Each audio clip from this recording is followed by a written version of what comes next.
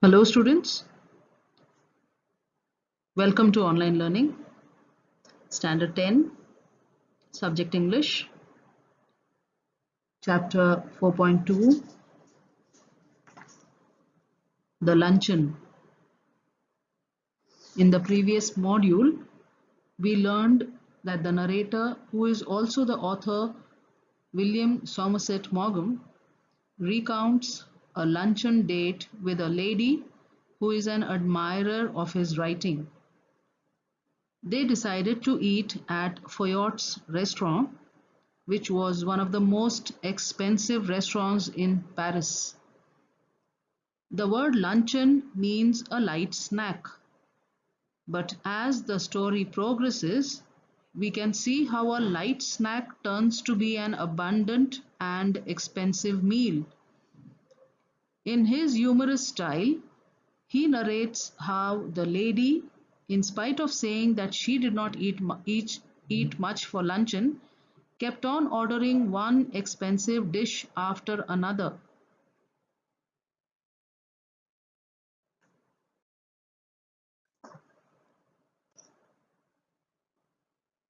I think you are unwise to eat meat, she said. I don't believe in overloading my stomach. She ate the caviar and she ate the salmon. She talked gaily of art and literature and music. Gaily means cheerfully. But I wondered what the bill would come to. When my mutton chop arrived, she took me quite seriously to task. I see that you are in the habit of eating a heavy luncheon. I'm sure it's a mistake. Why don't you follow my example and just eat one thing? I couldn't possibly eat anything more unless they had some of those giant asparagus. Asparagus is a vegetable. I should be sorry to leave Paris without having some of them. My heart sank. I had seen them in the shops and I knew that they were horribly expensive. My mouth had often watered at the sight of them. I'm not in the least hungry. My guest sighed. Sighed means to express sadness. But if you insist, I don't mind having some asparagus. I ordered them. Aren't you going to have any? No, I never eat asparagus. Let me explain this part to you, children. While the lady kept talking, the author kept worrying about the bill. She even scolded the author for eating too much and repeated, I never eat anything for luncheon. But she ate everything she could. After eating the caviar and the salmon, she ordered giant asparagus. The author had never eaten the expensive vegetable, also, he had always longed to do so. At this point, the author did not know that this was going to be the beginning of a nightmare.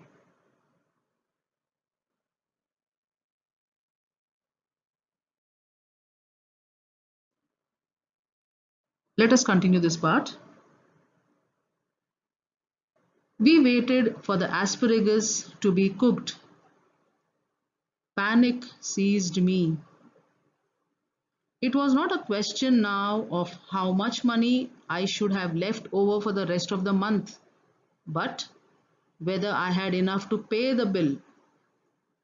It would be mortifying to find myself 10 francs short and be obliged to borrow from my guest.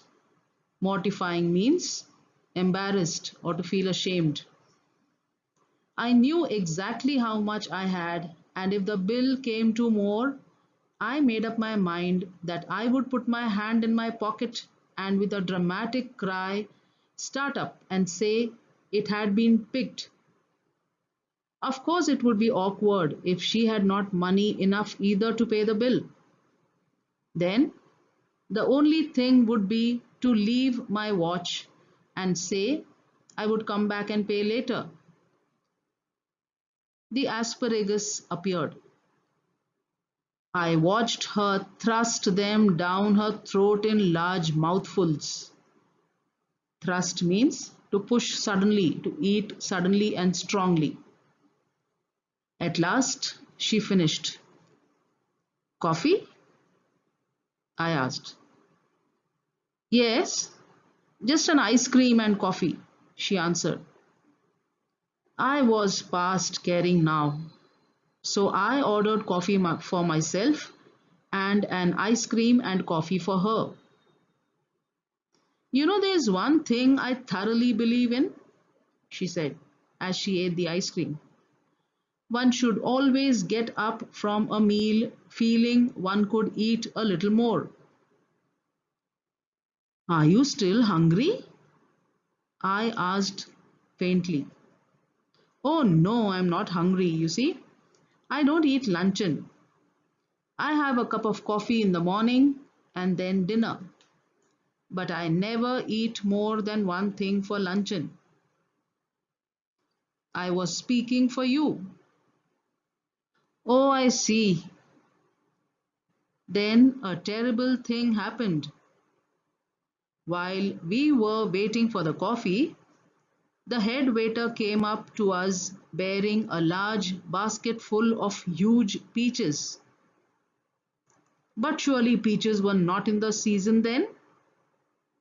Lord knew what they cost. I knew a little later, for my guest, going on with her conversation, absent mindedly took one. Absent mindedly means without paying much attention.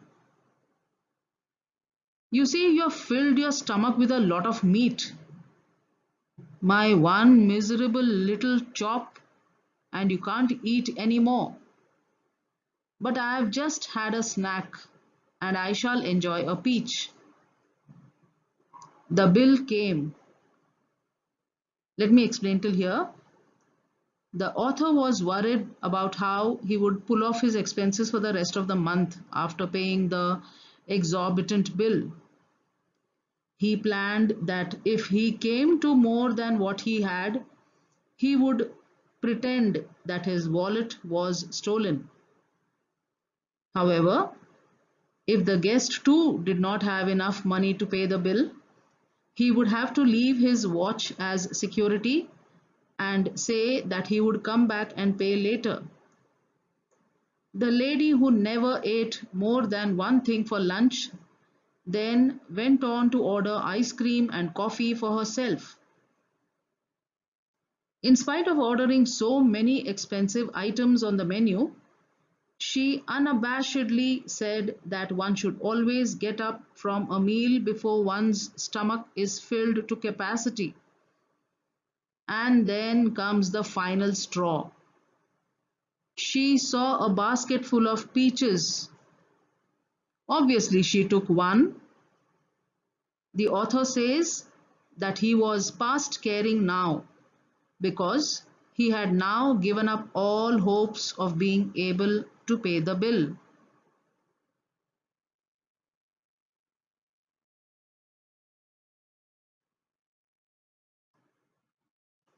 The bill came, and when I paid it, I found that I had only enough for a quite inadequate tip.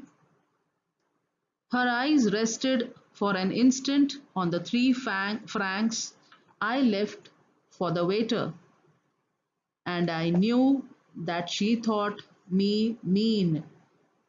Mean over here means a stingy person. But when I walked out of the restaurant, I had the whole month before me and not a penny in my pocket. Follow my example, she said as we shook hands, and never eat more than one thing for luncheon. I'll do better than that, I retorted. Retorted means to answer back to a remark angrily. I'll eat nothing for dinner tonight. Humorist, she cried gaily, jumping into a cab. You are quite a humorist. But I have had my revenge at last. I do not believe that I am a vindictive man. Vindictive means revengeful. But when the gods take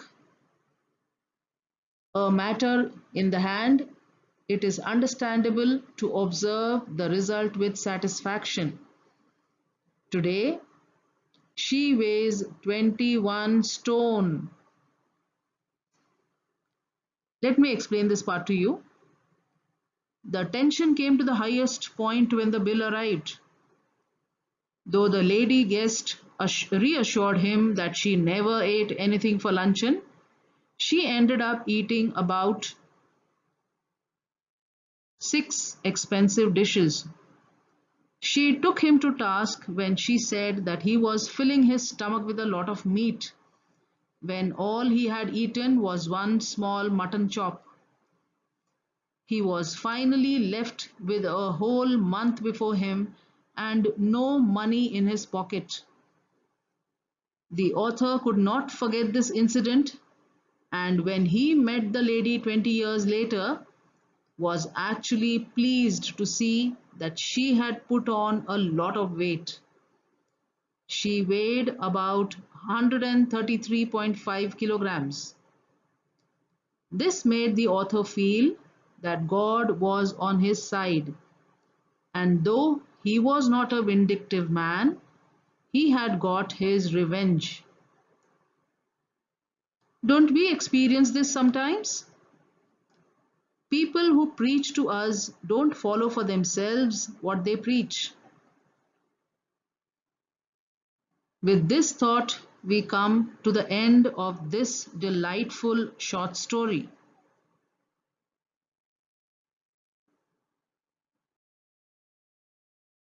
Students, the author William Somerset Maugham, through this lesson, has taken us through 3 parts of his experience: the prelude to the incident, the actual incident, and the climax, intertwined with clever dialogues.